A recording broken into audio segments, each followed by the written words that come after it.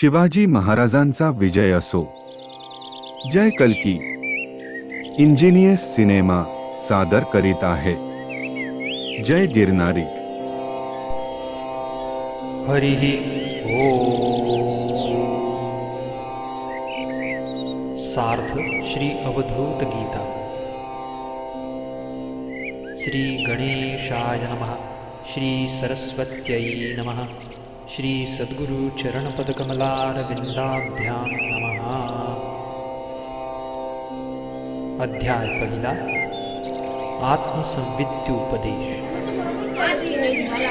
श्री दत्त अवधूत म्हणाले,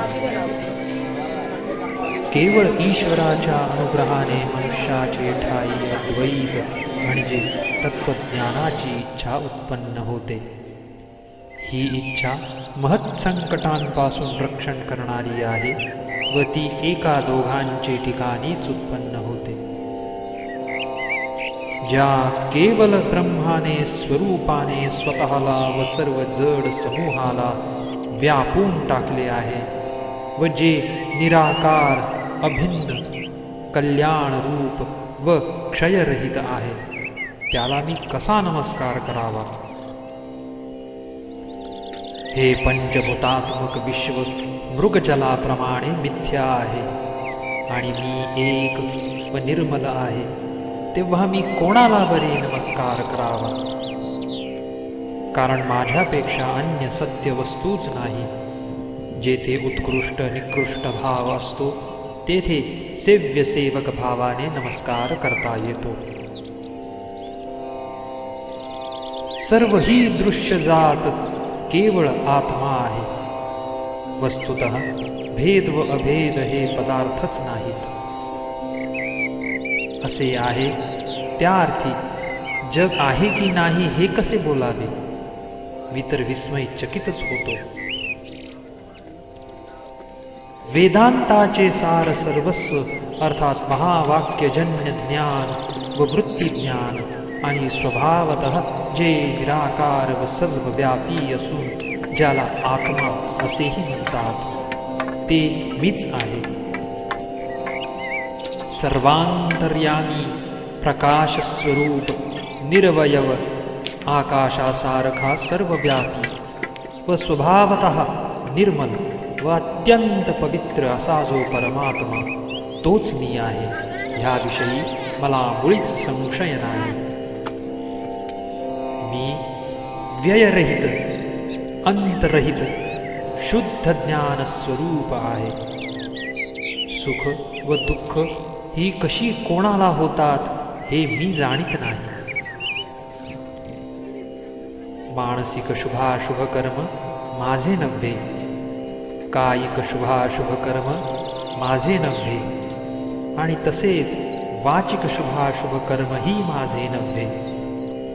म्हणजे त्या कर्मांचा करता मी नव्हे, तर मी ज्ञानामृत रूप शुद्ध व इंद्रियातीत असा आहे. मन गगनासारखे आहे, ते सर्वगामी आहे. त्याच्याविषयी काहीच कल्पना करिता येत नाही. परंतु भासणारे सर्व मनोरूपच आहे, तरी मन वस्तुतः सत्य नाही. मी एक आहे, दृश्यजात मीच आहे. आकाशालाही व्यापणारा व निरंतर असा मी आहे.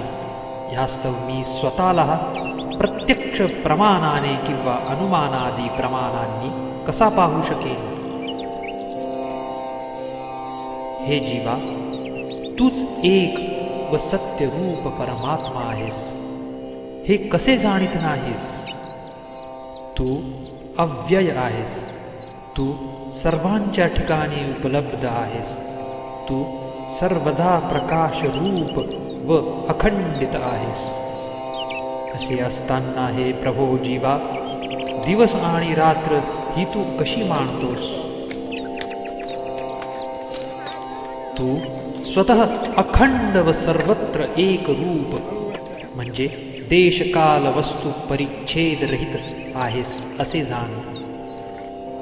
कारण स्वतःच्याच अज्ञानाने मी ध्यान करणारा आणि इतर कोणी ध्येय म्हणजे ध्यानाचा विषय अशा अखंड वस्तूचा भेद कसा बरे होणार? तू उत्पन्न होत नाहीस व मृतही होत नाहीस. तुला कधीच देह नाही व हे सर्व ब्रह्म आहे असे सर्व श्रुत तत्व अनेक प्रकारांनी श्रुती प्रतिपादन करीत आहे. सर्व काली आणि सर्व ठिकाणी आत बाहेर असणारा तू कल्याण रूप आहेस. असे असताना भ्रमिष्ट होऊन पिशाचाप्रमाणे इकडे तिकडे का धावत आहेस? तुझा व माझा संयोग किंवा वियोग कोणाशीही होत नाही. कारण तू, मी आणि हे जग हे भेद सत्य नसून हे सर्व काली केवळ परमात्माच आहे. शब्द, स्पर्श, रूप, रस व गंध हे इंद्रिय विषय पंचक तुझे नव्हे व तू त्याचा नव्हेस. कारण परमतत्व ते तूच आहेस. असे असून तू व्यर्थ खेद का करतोस? तुला जन्म व मृत्यू नाहीत. शुभ मोक्ष आणि अशुभ बंधन ह्यांना कारण मनच आहे. असे असताना हे वत्सा उगाच का शोक करीतोस? कारण नाम, रूप इत्यादी विकार तुला नाहीत व मलाही नाहीत. वत्सा, मोहित होऊन पिशाच्याप्रमाणे का धावत आहेस? आत्मा हा भेदरहित आहे अशी भावना कर आणि सर्व विषय वासना सोडून सुखी हो. निश्चल, एक, मोक्षस्वरूप व सर्व विकार रहित असे परमार्थ तत्व तूच आहेस. तुझ्या ठिकाणी प्रीती अथवा वैराग्य ह्यातून काहीच नाही. असे असताना विषयांच्या इच्छेने व्यर्थ का संताप करून घेत आहेस? सर्व ही श्रुती निर्गुण, शुद्ध, व्ययरहित, निराकार व सर्वत्र सम अशा तत्वाचे प्रतिपादन करीतात. ते तत्व मीच आहे असे निसंशय समजतो. सर्व आकारयुक्त पदार्थ असत्य आहेत व एक निराकार वस्तूच सत्य आहे असे जाण. या तत्वोपदेशाने पुन्हा जन्म घ्यावा लागणार नाही. आत्मज्ञानी पंडित सर्वत्र सम असणारे तत्व एक आहे असे सांगतात. कामना त्याग केल्यानंतर संकल्प विकल्पात्मक चित्तच राहत नाही. सर्व मोक्ष स्वरूप जर एक आहे तर अनात्म रूप ध्येयाच्या समाधीने फल कोणते? किंवा आत्मस्वरूप समाधीचे ध्येय कसे होणार? किंवा सदसदात्मक विरोधी ध्येय कसे होऊ शकेल? तू अव्यय, जन्मरहित, देहरहित, अत्यंत निर्मल व सर्वत्र सम असा आहेस. त्या अर्थी मी आत्म्याला जाणतो किंवा जाणत नाही असे कसे मानतोस? तो तू आहेस इत्यादी महावाक्यांनी श्रुतीमध्ये आत्मप्रतिपादन केलेले आहे.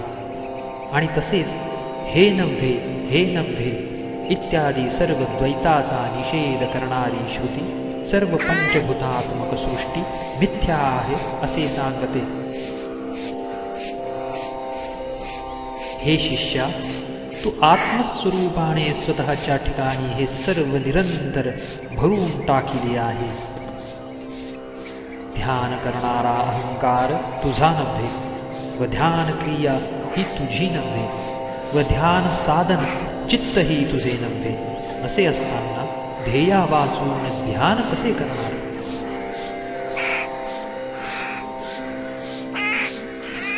त्या कल्याण स्वरूप स्वात्म्याला मी जाणीत नाही असे बोलू तरी कसे? तसेच त्याला मी जाणतो असे तरी कसे म्हणू? ज्ञातृ ज्ञेयादी द्वंद्वा वाचू असे करणे अशक्य आहे. मीच जर शिव आहे तर मी परमार्थ तत्व सर्वत्र समस्वरूप व गगनासारखा आहे. प्राकृत लोक ज्याला मी अहंकार असे समजतात तो तत्व नव्हे. कारण तत्व हे सर्व समकल्पनेला कारण न होणारे आहे, तर ग्राह्य ग्राहक भाव रहित व स्वानुभव गम्य असे तत्व अहंकार कसा होईल? कोणताही व्यावहारिक पदार्थ अंतरहित नाही, त्याचप्रमाणे तो तत्वरूपही नसतो, तर केवळ आत्मा हीच एक वस्तू नित्य सत्य आहे. तो आत्मा कोणाचीही हिंसा करणारा नाही आणि हिंसा हा गुणही त्याचा नव्हे. तू अत्यंत शुद्ध, सर्वत्र एक रस देह रहित, जन्मरहित, व्ययरहित असा आहेस. असे असता आत्मप्राप्तीसाठी इतके श्रम कशाला? तर मी भ्रमिष्ट कसा झाला? घट फुटला असता घटाकाश व महाकाश ह्यात भेद न राहता घटाकाश महाकाशात जसे लीन होते, त्याप्रमाणे शुद्ध झालेल्या माझ्या मनाने जीव शिवामध्ये भेद मुळीच भासित नाही.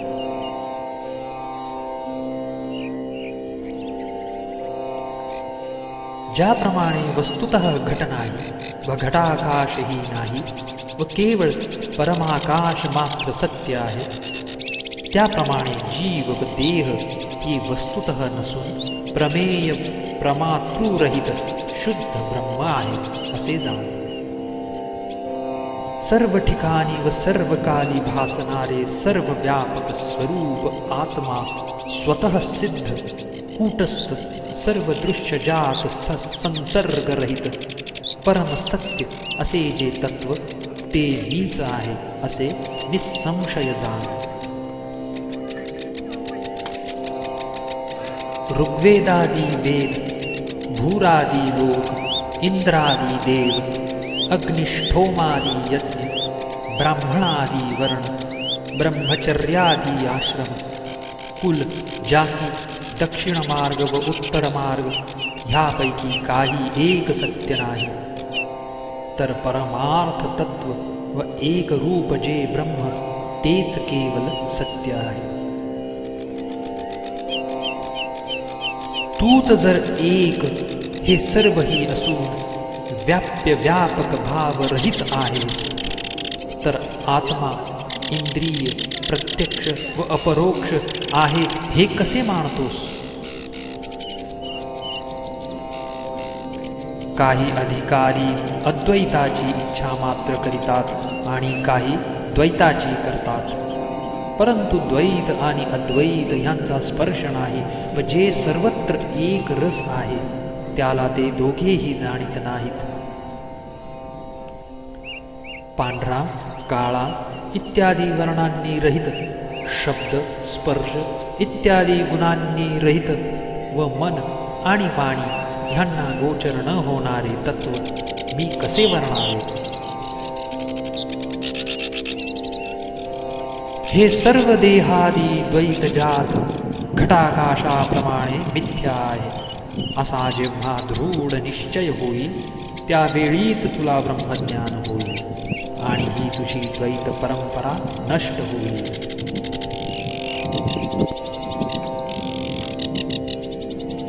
आणि असे की माझा आत्मा परब्रह्माहून निराळा नाही हे मी जाणतो, तेव्हा आकाशाप्रमाणे सर्वव्यापी निराकार अद्वितीय आत्मस्वरूप परब्रह्मामध्ये ध्यानाध्यान हा भेद कसा होईल? जे काही मी करतो, जे काही मी खातो, ज्याचे मी हवन करतो किंवा जे मी देतो त्यातील काहीही माझे नव्हे, कारण मी अत्यंत शुद्ध, जन्मरहित व क्षयरहित आहे. वस्तुतः हे सर्व ही जग निराकार, निर्विकार आणि विशुद्धात्मक व कल्याण रूप ब्रह्म आहे असे जाणो. परब्रह्म तूच आहेस ह्यात काही संशय नाही. तर मग आत्मा ज्ञानगम्य आहे हे कसे जाणतोस, किंवा त्या आत्म्याला अनुभवगम्य तरी कसे मानतोस?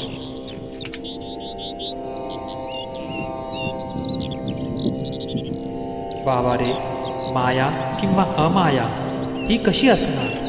कारण छाया आणि अछाया किंवा तम आणि प्रकाश हा आत्म्याच्या ठिकाणी भेदच नाही, तर हे सर्व दृश्यजात, निराकार, निर्मल व एक असे जे आत्मतत्व तेच आहे. जन्म, स्थिती व मृत्यू हे मला माहीत नाहीत. मी कधीही बद्ध होत नाही. मी स्वतःच निर्मल व शुद्ध आहे अशी माझी निश्चित बुद्धी आहे.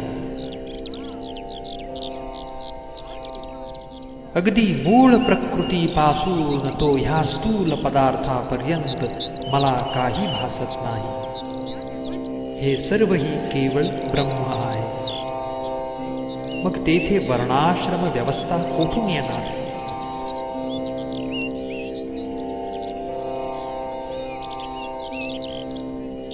मी पूर्णपणे सर्वगत, एक, निरंतर, कोणाच्याही आश्रयाने न राहणारा व सत्स्वरूप आहे व आकाशादिभूत पंचक शून्य रूप आहे हे मी जाणतो.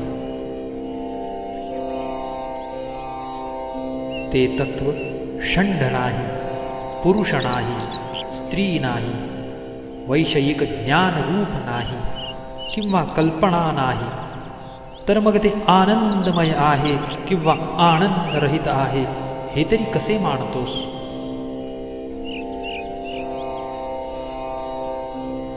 ते परमतत्व यम, नियम, आसन, प्राणायाम, प्रत्याहार व ध्यान या 6 योगांगांनी ज्ञात होत नाही. योगाभ्यासाने मनाचा नाश केल्याने ज्ञात होत नाही व गुरुपदेशानेही ज्ञात होत नाही, कारण ते स्वतः सत्स्वरूप व ज्ञात स्वरूप आहे.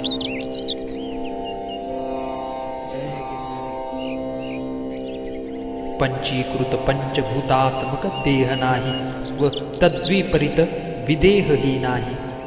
सर्वच जर केवळ आत्मा आहे तर तुरीयावस्थेमध्ये जाग्रदादी 3 अवस्था तरी कशा सिद्ध होणार?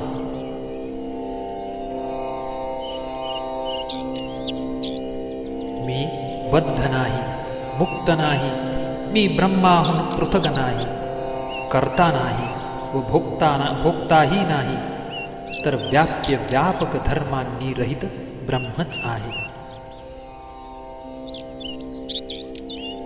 जसे उदकात उदक टाकिले असता ते सर्व उदकच होऊन जाते, भेद कोणताही राहत नाही, तसेच प्रकृती व पुरुष या उभयतांचेही माझ्या दृष्टीने ऐक्य झाल्यामुळे मला हे सर्व भेदरहित भासत आहे.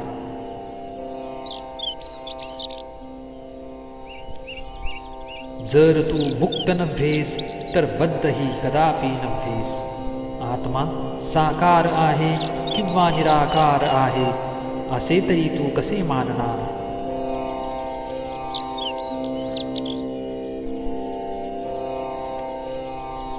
तुझे परस्वरूप स्वसंवेद्य व गगनासारखे आहे, तसेच दुसरे जे अपर रूप ते मृगजलाप्रमाणे खोटे आहे.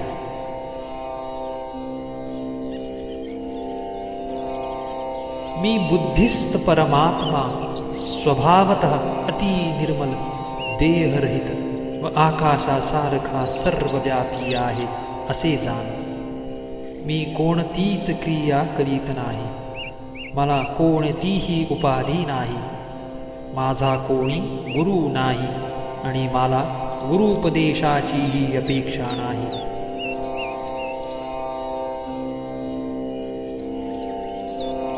तू अतिशुद्ध आहेस, अशरीरी आहेस. उत्कृष्टाहून उत्कृष्ट जे परब्रह्म ते तुझे चित्त नव्हे असे असताना अहंबुद्धी आत्मा परमतत्व आहे असे म्हणण्यास तुला लाज कशी वाटत नाही?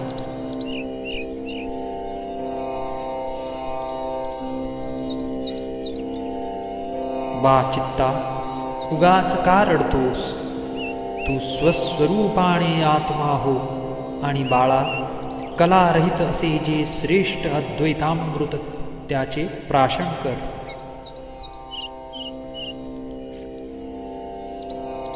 ज्ञान नाही, अज्ञान नाही व ज्ञानाज्ञानही नाही अशा प्रकारचा ज्याला सर्वदा बोध झालेला आहे तो स्वतः बोधरूपच आहे. तद्विपरीत कधीही नव्हे.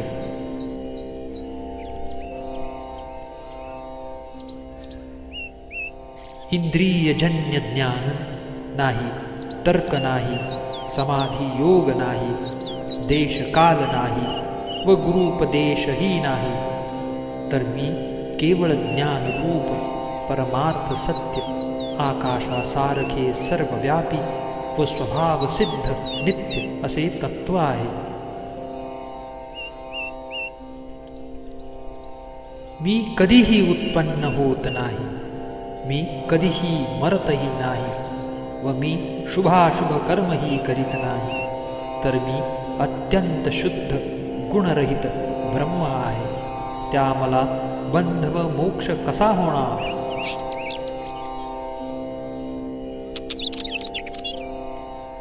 जर प्रकाश स्वरूप आत्मा हा सर्व ठिकाणी आहे, स्थिर आहे, पूर्ण आहे, छिद्ररहित आहे व मी त्याच्यामध्ये अंतर पाहत नाही, तर त्याला सबाह्याभ्यंतर हे भेद सापेक्षा विशेषण कसे लावावे?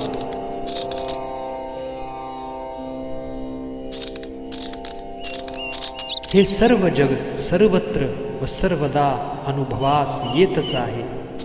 काय हो हा मायेचा प्रभाव? ही सर्व द्वैत कल्पना हाच महामोह होय.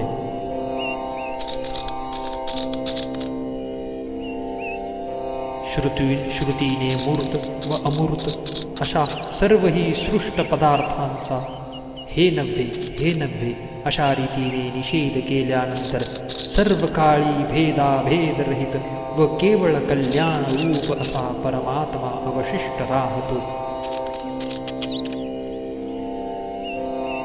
माता तुझी नव्हे, पिता तुझा नव्हे, तसेच बंधू, पत्नी, पुत्र, मित्र हे कोणीही तुझे नव्हेत. असे असताना तुझ्या अंतःकरणात का उगीच भडका उठला आहे? हे चित्ता, दिवस किंवा रात्र ही तुझी नव्हेत आणि उदय अथवा अस्त ही तुझी नव्हेत. परंतु शहाणे लोक निशरीर्याला शरीर आहे अशी कशी कल्पना करतात? ब्रह्मातिरिक्त दुसरे काही नसल्यामुळे मी सर्वाभूती विभक्तही नाही, वैषयिक सुखदुःखादी नाही, व्यापक नाही, तर मी क्षयरहित एक आत्मा आहे असे जाण. मी कर्ता नव्हे, मी भोक्ता नव्हे, मी पूर्वी काही कर्म केले नाही व प्रस्तुत करतही नाही. मला देह नाही व मी देहरहितही नाही. असे असताना हे माझे नव्हे व हे माझे असे कसे म्हणता येईल?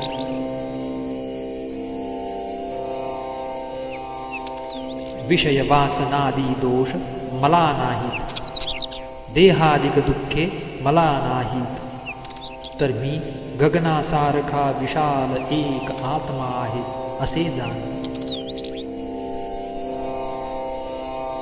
वा मित्रा मना इतकी व्यर्थ बडबड कशाला? कारण सख्या हे सर्व असत्य आहे आणि सारभूत म्हणून जे काही ते मी तुला सांगितले की ते गगनासारखे तत्व तूच आहेस.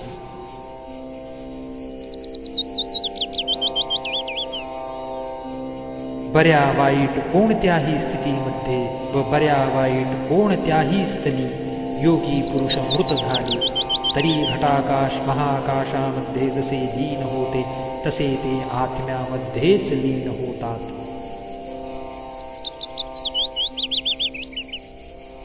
काशीसारख्या क्षेत्रामध्ये किंवा चांडाळाच्या घरी नष्टस्मृती होऊन योग्याचे प्राणोत्क्रमण झाले तरी ज्ञानप्राप्ती क्षणीच मुक्त झालेला तो मरणोत्तर ब्रह्मस्वरूप होतो.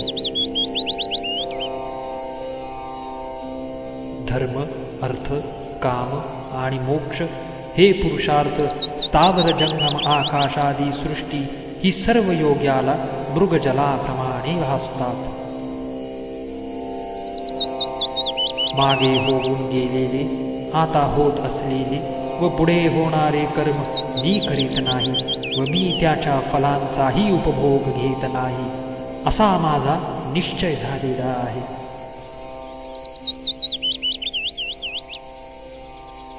शून्य गृहामध्ये समत्वरसाने पवित्र होऊन ब्रह्मानंदात एकटाच राहणारा सर्व संग परित्यागी व देहाभिमान सोडून दिगंबर वृत्तीने राहतो आणि त्याला केवळ ब्रह्मस्वरूपामध्ये सर्व काम प्राप्ती होते. ज्या ठिकाणी जागृताधिक 3 अवस्था व चतुर्थावस्थाही नाही त्या आत्मस्वरूपी केवळ आत्मप्राप्ती होते. ज्या पुरुषाच्या ठिकाणी भेद नाही त्याला बद्ध किंवा मुक्त कसे म्हणता येणार?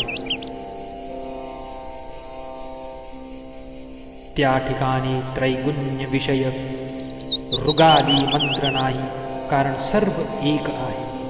अशा एकत्व भावनेमध्ये मग्न झाल्याने पवित्र झालेल्या अवधूताला त्रिगुणातीत परतत्व प्राप्त होते.